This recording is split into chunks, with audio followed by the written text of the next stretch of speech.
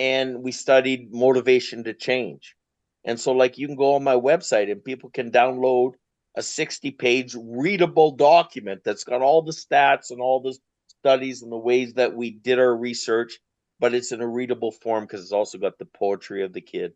It's also got testimonials of the kids. It's also got the art of the kid. You know what I mean? Because I was like, this is what I hate about research is they make these documents and then nobody ever fucking reads it. I want to have a document that people who want to pursue creative ways of helping people with extreme trauma heal, that they Mm, can read and feel motivated to understand it. You know what I mean? mhm. So, anyways, those things are all on our website, and then we got 500,000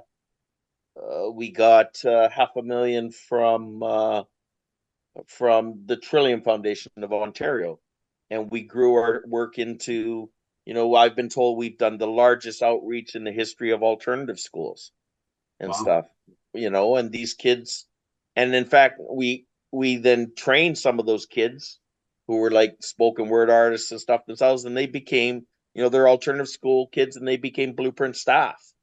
You know what I mean? Same way we trained Inuit kids to become Blueprint staff up north, and we ran leadership programs.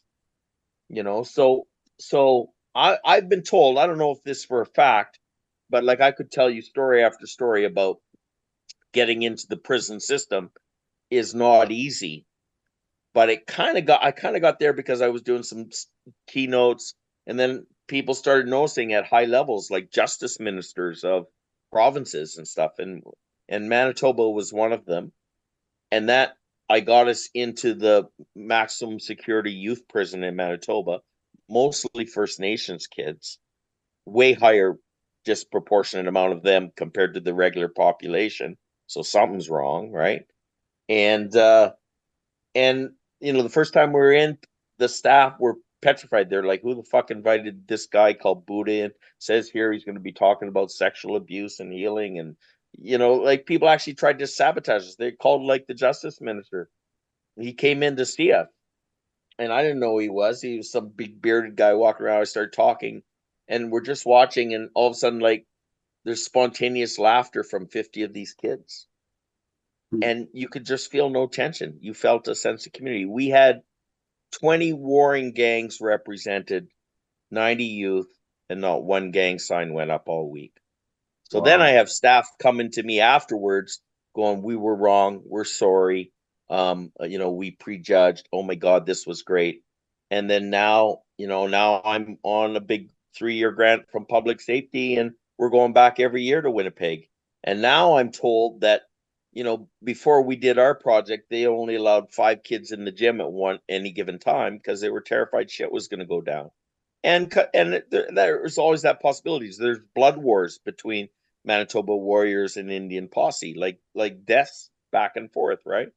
And but now I'm told that when we're there, the stress and suicide ideation is at the lowest it is in the entire year. And because of the experience of Blueprint coming in and doing these kind of large group therapy projects, they now have powwows every year, and they never used to have those. Mm. You know what I mean? So if you stand back and look at changing systems, the blue wall of police, the blue wall of prisons are tough to crack into.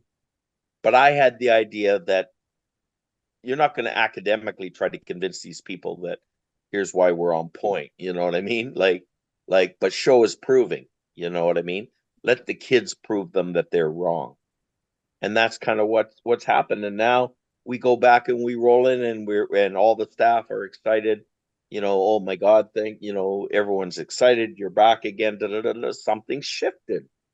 You know what I mean? And so, like, one of the head guys, he's not there anymore. He's now with the adult. He works with all the sex offenders in Manitoba. But he's told me, he said, "I'm sure, Buddha, that you are the largest group therapy projects, probably not just in youth prisons, but even if you brought in all the adult corrections across Canada, you probably do more large group therapy than anyone in the history of prisons in Canada." And we fucking grew out of hippity hop doing it our way, not fucking caving. You know what I mean? Like, politically, yeah, you know what I mean? I watch my language, the way I talk, or whatever. You know what I mean? but we try to turn those into lessons with kids. Like, you got to be situationally aware, right? Like when you're out in the world and stuff, and you can close doors for yourself and things, but if you don't, be aware of what's going on. And I love the way that we, so we do these week intensives. And my favorite piece that I do is I think they look at me as their grandpa, and maybe many of them don't have a grandpa and they miss that. And I sit backwards on my chair. I pull them in close. They're sitting 4 feet away from me, and I can see the tears in their eyes, man. Some of the hard kids, probably half the kids we work with are in for murder, like that kind of high ratio. You know what I Mm-hmm. mean? Mm-hmm. And so I have lots of great stories, and I learn a lot from the kids. We have, like, I feel like I've set up a situation where we have a fast feedback loop that's not encumbered by big bureaucracy. This is worth thinking about in terms of when we set up interventions in the world. You know what I mean?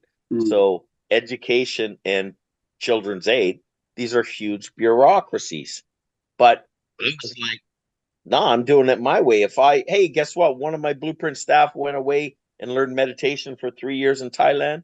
I'd be a fool not to let him lead some meditation and see if we could use that to end the day off. You know, Mm-hmm. we just do it. I don't have to check it with the board of directors if I have a programming change. And I think that helps keep it real and authentic to the kids. And they also are receptive because we're not part of the system. You know what I mean? And just like you complimented me that you felt like my interview had some authenticity, maybe that is a bit of a people have a hunger for that.